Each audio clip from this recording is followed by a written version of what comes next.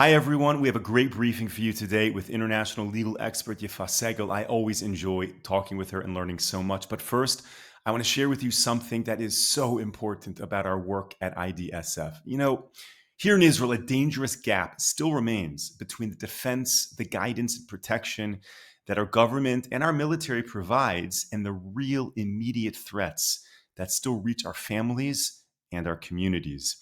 IDSF was created to stand firmly in that gap. Every one of our projects is driven by a single unwavering mission to safeguard the Jewish people in the land of Israel. That's what we do. Now, let me tell you something very interesting. And most people don't really think about this so much. When an IDF soldier stands guard on the Gaza border, he is thinking, as he should be, about the mission at hand, about the Gaza border and his current assignment. He has a very narrow focus. He or she is not thinking about Syria, not thinking about Lebanon, or even global anti-Semitism. Narrow focus, mission at hand. Now, on the other side, when the government of Israel is making plans for, let's say, the ongoing war with Iran, they are balancing a million economic, domestic, foreign affairs, and political considerations, as they should be. They have to look at the biggest picture of all. So then let me ask you, who is focused exclusively on the national security of the Jewish people in the land of Israel? It's not that soldier on the border, and it's not the government. I'll tell you who it is.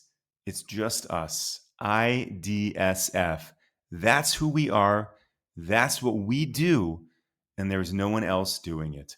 Every single member of our staff and every volunteer, every officer, every teacher, every media expert, every researcher, and every grassroots organizer at IDSF wakes up in the morning and goes to sleep at night focused on our mission: safeguard, defend, and fight for the Jewish people.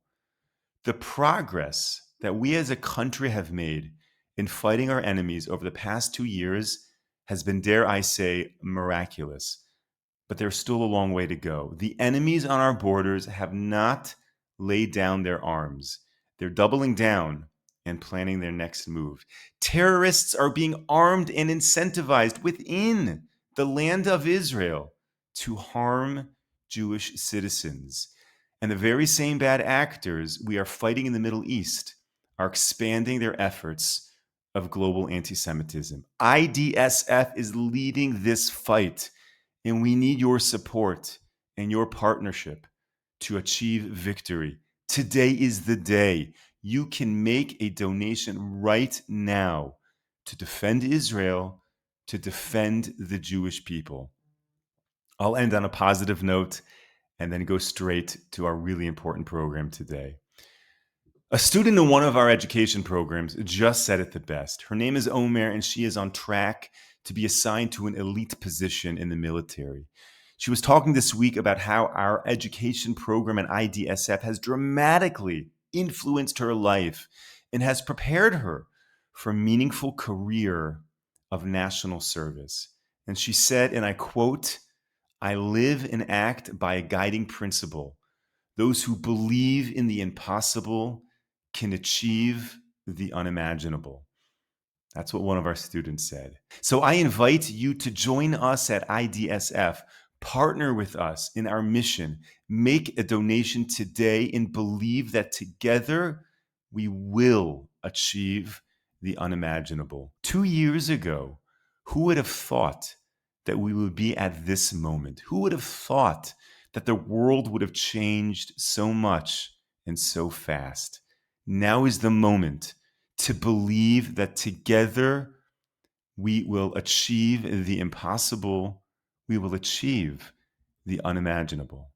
Make a donation today and join us in defending Israel and the Jewish people. Welcome, everyone, to this briefing brought to you by the Israel Defense and Security Forum, IDSF. It's a great pleasure to be joined today once again by Yifa Segal, an international law and international relations expert. Yifa, so great to see you. Hi, Moshe. Thanks so much. Great to be here. Absolutely. So let's just get straight to it. We want to understand Gaza. We want to understand the problems in Gaza, the solutions for Gaza, and really the broader implications in the international community.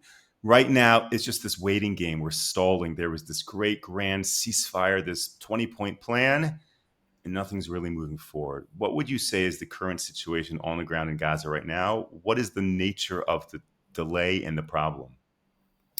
Okay, so you're asking a huge question, by the way, that we have to. First of all, I think I see this as my duty to kind of explain to people that we cannot view the Gaza situation as an isolated issue. Everything is connected in the world. The competition between China and the United States, the conflict between China and the United States is the most important geostrategic issue globally right now. And it kind of, everything is connected to that. Of course, the issue of Taiwan is connected, Iran is connected, Venezuela is connected, the war in Ukraine is connected, what the Trump administration is trying to do in Syria and Lebanon, other places, and of course also the Palestinian issue, which unfortunately carries a lot of weight, not because of the actual importance of this conflict on the ground, but because of all of the emotions that it causes throughout the Arab street, whether it's in the Middle East or even throughout communities in Europe and other Western countries. So I view the Palestinian issue like the golem of Prague. It's kind of a Frankenstein situation. So the Arab countries, the Arab League has kind of created this problem as a weapon against Israel many decades ago. But at a point in time where they actually, kind of shifted their views and started viewing Israel as a potential strategic partner, they have now this golem, this problem that has a life of its own, and now they can't shut it down. It's a big problem for them because it causes real instability in their streets. It causes a potential threat even to their regime back home. So for them, they have to. This is a central issue, whether they like it to be or not. If you sit with the Saudis or the Emiratis or many others in closed rooms, they say just get rid of this problem once and for all, so we can move on. But obviously, the rhetoric in public has to be different because of the situation that they actually have created over many decades in time. So let's view like the top layer of the hierarchy, okay? The American Chinese conflict. So China is building, has growing influence throughout the world. There's the flagship initiative that they've been working on for years. It's the Belt and Road Initiative. America has kind of realized that they have to be in this game. They have to beat the Chinese in this game. They have to create an alternative route so that they can continue to be, a dominant actor or the leading actor in international trade as they have been, obviously, especially since the end of the Cold War. So America is working on leading, we heard different names to this, but basically they want to have a safe route from India, through the Middle East to Africa, and of course, eventually to Europe. The vast majority of trade in the world goes through these routes. We have to understand the importance, why it's so strategically important. Okay, so what they need to do is they need to stabilize. They need to have allies in countries all throughout that route, and be able to work together to create prosperity and cooperation of an amazing and historical unprecedented scope. This is the plan. People wonder why the Trump administration is so hell-bent on expanding the Abraham Accords. So maybe they're passionate Israel lovers, but I think it's a lot more than that. It's not really about ideology in that sense. It's about the fact that Israel is an important component, and the stability in the region is an important component to allow them to complete this plan. And I think it's within Israel's best interest to make sure that we are part of that plan. So it's not a coincidence that the Trump administration is working so tirelessly to try to stabilize Syria, to try to stabilize Lebanon. All throughout the region, we see Trump meeting with the Mohammed bin Salman and really making a lot of efforts to create alliances throughout the region. And this is all connected to this issue. So let's go back to Gaza for a second. So Gaza is a thorn in their side. As long as the Palestinian issue is so central in conversation in the world, in the Arab streets, in the Western world, they cannot move forward. They cannot go public and create some kind of a formal relationship, cooperation, a mega project with Israel. They cannot. They cannot. This is something that they have to that they have to resolve first. Now, again, it doesn't matter to them. It's not justice in a sense that you hear Palestinians talk about. It's just about keeping this issue quiet. So this is why it was so important for everybody to get to a ceasefire in Gaza. Doesn't really matter if it's if it was something that will create a long-lasting peace or not. All they want, as I said, is stability, and the question is how do you get there? Okay, so this was my introduction. I hope it made sense, Moshe. And It definitely makes sense. I want to ask you a quick question, if I can, before we yeah. jump into some of the details of Gaza. If you're framing everything that's happening in Gaza in this broader context of this U.S. Chinese competition and trade routes, and if that's the case, we should really look at the trade route map to understand the countries that are most critical for China, for the U.S., for India, and whatnot. And I'm wondering if you can comment on Egypt, because Egypt plays a central role in both plans, so to speak. And is that maybe why we see Egypt on the fence in terms of their cooperation and their aggression towards Israel, because they need to kind of be in the China model as well? Well, I think Egypt, in a way. First of all of these countries, Russia, China, everyone's kind of trying to woo the Egyptians. I don't know if you heard about the Egyptians buying Chinese fighter jets. So this is a major shift in what, since the 70s, kind of the Egyptians moved from the Soviets endorsement to support to the American camp. So of course, right now, most of their weapons, most of their army, most of their technology is still American, or Western Alliance, let's say, equipment. But right now, they've bought Chinese fighter jets. I don't think we've discussed this enough. I'm saying, generally speaking, in our Western alliances, that this is a potential problem for the future. So everyone trying to get a part of Egypt right now. Egypt is not really stable. There's a lot of domestic problems. Their economy is in a really, really bad place. There are a lot of countries trying to invest or just to provide some kind of support to buy infrastructure in Egypt. This is one issue, but Egypt is not necessarily crucial to the Trump plan. I mean, there's a ways to bypass everybody. By the way, there's a way to bypass Israel. I mean, I don't think that we need to feel too confident in our role here in this mega plan. There's a way to do this without us. We need to be the best friends of America. We are obviously the only democracy in the Middle East, the most stable place. With all the problems, we're still the most stable place, the most stable economy, and we share the allies with all the values with the United States. But we are replaceable. Okay, there are ways to do this. You can have a route that goes, from Syria to Turkey to Europe. You don't have to go through Israel. You can get to down south without, you can go through Jordan. You don't have to go through Israel. It is what I would argue, and I think this is what this current administration has understood, that it's a better idea, to go through Israel because of everything that I've mentioned. But we are replaceable. The Egyptians are replaceable. Everyone is replaceable. So I think what the Trump administration is currently trying to do is get everything kind of as stabilized as they possibly can.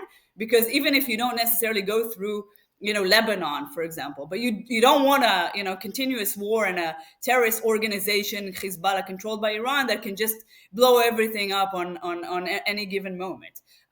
So this is what they're trying to do. But again, we have to keep in mind that everyone is replaceable. I think it's a very unique perspective, because we kind of have this idea that Israel needs to resolve these problems in order to allow the U.S. to progress their interests.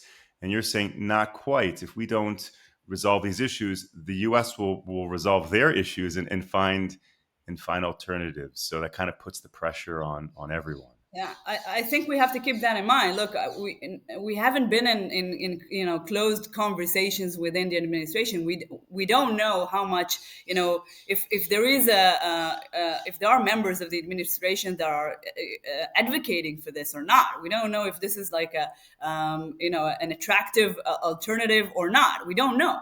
But we do know that we are an issue of concern, right? And we're not always going to have the Trump administration as in the White House. Let's be honest, and we have to think forward as well. So I think it is currently within American interest for us to resolve at least to have the issues kind of quiet down so that they can move forward with their plans. And their plans include normalization, and have a massive cooperation in the region to create, these routes that I've mentioned. And this is a major accomplishment for the United States, but not just to show, hey, we got, peace agreements in the Middle East, but also to create a path forward for America to continue to be the most important dominant economic force in the region and globally in the world. This is the way forward. This is the way for them to really, if you look at the future, to compete with China in the best, most effective way. So this is a major issue. It's a major issue, and we have to understand that with all these layers, as I tried to explain it, at the very bottom of it, it's the Gaza problem. Okay, as long as there's noise, there's like a small strip of land. We always used to joke about, the critics of Israel wouldn't be able to find Israel on the map, if to save their lives. So imagine them trying to find Gaza. Okay, such a teeny tiny little place, and yet all the noise around it creates a very real problem for this mega plan to go forward. Okay, so there's no question that the noise, so to speak, being generated in Gaza is entirely because of Hamas. They won't give up. They won't lay down their weapons. They won't end their radical ideology of wanting to destroy Israel. So what does Israel do to move things forward? What can you share with us about the humanitarian zones on either side of the yellow line and how that can progress things potentially? Okay, so an integral part of the Trump peace plan is the demilitarization of Hamas, right? They're supposed to lay down their arms and surrender in a sense, and unfortunately, I think we all kind of predicted it. They're not going to do this, not voluntarily. It's not just that they're not going to do this voluntarily. They also know that, despite all the talk of an international force coming into Gaza, they know, and everybody knows, that no other country is going to actually put their people at risk on the ground in Gaza, fighting Hamas in the underground tunnel system that they've created, and have like casualties. People come back in coffins on this issue. So this is why we've seen for a while now that there is no advancement on that front and it's a major problem. So I think what we have suggested is kind of a way around it. If you look at the Trump plan, the 20-point plan, and I think this idea really kind of goes together, coincides with the vast majority of ideas there, especially is the values and the principles.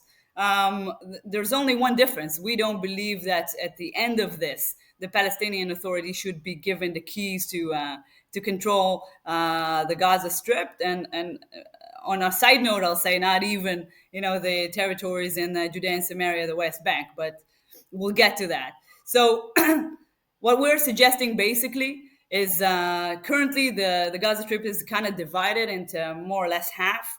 Right, there's the yellow line, and Hamas fully controls, unfortunately, areas that on their side of the yellow line, and the IDF is there beyond the yellow line. And what we've seen over these past couple months is all these militias that we've seen kind of build up their strength before the peace agreement are now working on our side of the yellow line very openly against Hamas. And we've seen these militias even calling out to other Gazans that are currently on Hamas' side of the yellow line and saying, come over to our side. There was even one of the militias that even went another step forward to say, our people are going to establish tents and a whole kind of a safe zone for you here.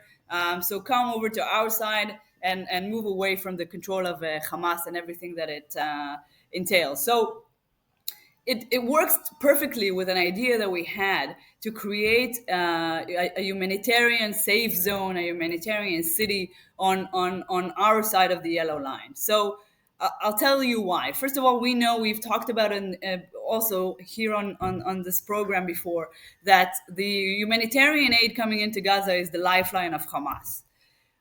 If you take away that issue, if you bring a large portion of the population to that would really be safe, rather than endangering their lives on the Hamas side of the yellow line, and you provide in a very efficient way humanitarian aid, and you create a city.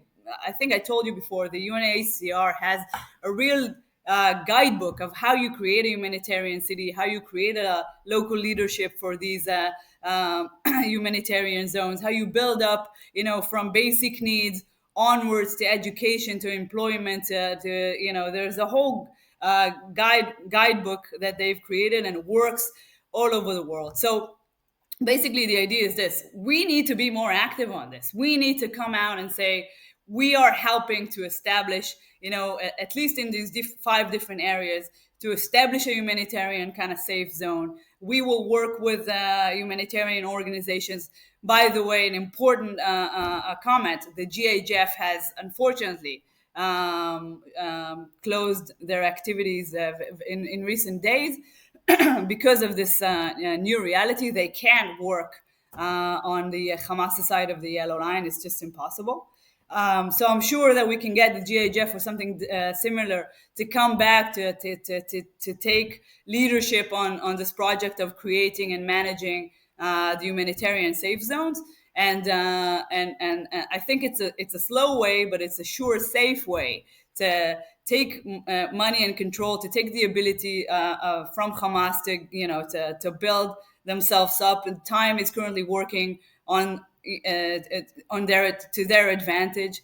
Have new leadership emerge, help them emerge as an alternative leadership to Hamas, to the Palestinian Authority. And we currently have 5 groups that are out in the open. There are other groups interested in doing this. There are the opposes Hamas, different tribes throughout the Gaza Strip.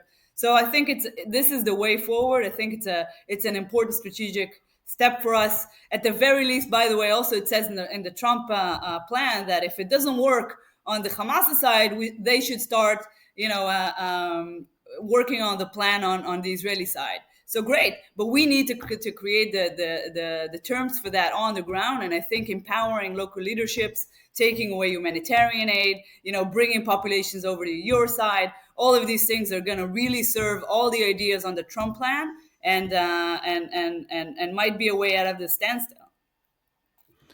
Now, I'm curious, do you think there's a potential that the yellow line kind of takes on the style of the green line? The green line was drawn, in 1948, 1949, and then eventually it becomes a critical point of demarcation in the Oslo Accords. Is there a chance that this yellow line becomes like this permanent division of Hamas-controlled Gaza versus the other side? Yeah, look, possibly. I mean, I'm sure that if you and I have had this conversation in 1949, and you had asked me, a similar question about the Green Line, I would say, no way.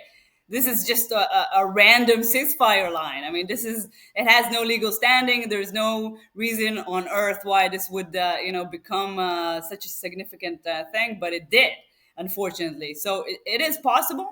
I would add though, however, I mean, if everything that all the surveys that we know that we've heard of are true, if really most Palestinians want out of Gaza or want out of Hamas's control, if we really open these humanitarian safe zones and we see, and civilians flee by the hundreds of thousands and really kind of deplete the Hamas side of the Gaza Strip, then it's an easier way forward. Then you understand everyone on the other side of the yellow line is Hamas. There's a very small amount of people left there. It's easier to weaken them, because then you don't have to supply them with all the funds and the humanitarian aid and everything that they are using to rearm, to regain control, to empower themselves. And then really kind of, by the end of not too long, you'll be able to very easily kind of take over the other part of the yellow line as well. But you have to be strategic about it, right? I mean, if we don't follow these, you have to weaken them first. You can't allow them. Every day that this situation, as I said before, time is working to benefit them right now, because they're using the money and the aid and everything that they have been doing for 2 years or even 20 years before that, they're now doing again. So time is working to benefit them. We have to change that equation around. I think you said something super critical. I mean, you said many things that are super critical, but what I want to focus on is that ultimately the aim has to be to make progress on the Hamas side of the yellow line, because if the strategy is export Gazans from the Hamas-controlled to the Israeli-controlled side, then we're literally creating a very bad scenario for Israel, where you have Gazans who are no longer under quote unquote Palestinian control. They're not citizens of Israel, and they're kind of in this nomad, I don't want to say refugee status, but it creates a long-term problem if the Hamas side is not resolved. Well, yes, but also, like, I don't think it should be an Israeli controlled in that sense. I think that we need to work from day one, as I said, to have local leadership.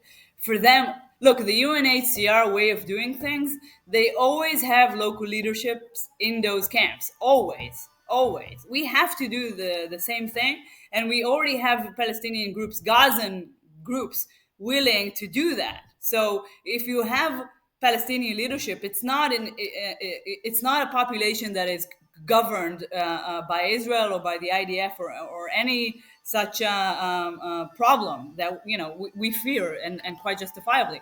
The fact that the IDF is there to just provide safety so that Hamas doesn't cross over and massacre everybody. That's great. I mean, that's the only way that these people can survive. It's the only way these militias can survive, but not more than that. We shouldn't govern them. There shouldn't be an Israeli, type of leadership in the camps. I think from day one, this is why I think this idea of starting with the humanitarian, cities, all these camps, it really answers all the different kind of issues that we can face moving forward. And yes, I mean, if I look later down the line and this is really successful, then again taking over the other side of the yellow line would then be so much easier on every aspect. So going back to how we began this whole discussion, the By the way, I just want to international, add. I'm sorry, please. I'm cutting off. I just want to add one thing. I mean, if Trump and all these countries want to have their international force that just want to come into a place where they don't have to risk their lives, and we don't want to govern anything, so they can come in and help kind of supervise, our side of the yellow line, and that would also, kind of help Trump say I'm fulfilling my plan, and also help to say that we're not controlling the Gaza Strip or any of the Gazas. Oh, absolutely. So the going back to what we began with, the Arab countries in the Middle East want this problem behind them. The Trump administration wants to push along this trade route, and certainly Israel wants to end this war in Gaza. And it's just because Hamas is putting up this final resistance. What do you think the tipping point will be where Israel can say, "Let's just finish the job"? Is it when it's abundantly clear that this international force won't actually pan out? Is there some type of consideration in terms of the last hostages being returned to Israel? What do you think it'll take to really pass the threshold and just finish the job? Well, it can be a few things, and it can be a situation that will be forced upon us because of some Hamas operation that will unfortunately maybe cause a lot of casualty on the Israeli side, and that will force us into action. That is one scenario. Unfortunately, that's not so unlikely, and we have to be prepared for that. Another possibility is for the Trump administration to say, "Look, I've had enough with these people. I gave them every possible chance. I mean, let's finish the job." And then he kind of green lights Israel, or maybe there's some kind of a greater cooperation on that sense. Maybe all of that coalition has a saying in terms of humanitarian supplies. Maybe they create some kind of an endeavor that doesn't allow it to go into the hands of Hamas. Maybe that goes into the Israeli side. There are a lot of options, but I think the best thing that we can do is not wait for all these things that we cannot control, and unfortunately can really cause a strategic problem for us on the Gazan front. And taking the initiatives and doing something like this, I think this is something we can start doing today. Right. I mean, we don't have to wait for anybody. And even if there is an escalation in any one of these scenarios, at least when we get to that, we'll be at a much better strategic position than we are today. So I think I don't see a downside to this. By the way, when the government of Israel we wrote a plan. I think it was already in December 2023 on how to resolve this through the humanitarian issue. And then the government of Israel came out with a plan to create humanitarian cities in Rafah, if you remember, when they wanted to evacuate the city of Gaza before coming in. And there was criticism lauded from, it wasn't, even within Israeli society, people completely misunderstood this. In my view, by the way, I wrote a legal analysis on why this is, legal, legitimate, moral, effective, and also a few tips on how to do this properly in accordance to international law. But anyway, they didn't go ahead with the plan, I think, because of the massive criticism. Every criticism that was lauded back then is now irrelevant, because we're talking about a voluntary movement of people into a safe zone that will be created on our side of the yellow line, that will be led by local Gazan leaders in those camps, cities, whatever you want to call them. So none of that criticism, even though I didn't think it was true back then, but none of it is even relevant to this current situation. Yifa Segal, always a pleasure to chat with you. Thank you so much for sharing all of this. Thank you Thank you, to all of Moshe. our viewers. Thank you to all of our viewers and supporters for tuning into this briefing. We will be back with you tomorrow, 10 a.m. Eastern Time, 5 p.m. here in Israel. Until then, stay safe, stay strong. Take care, everyone.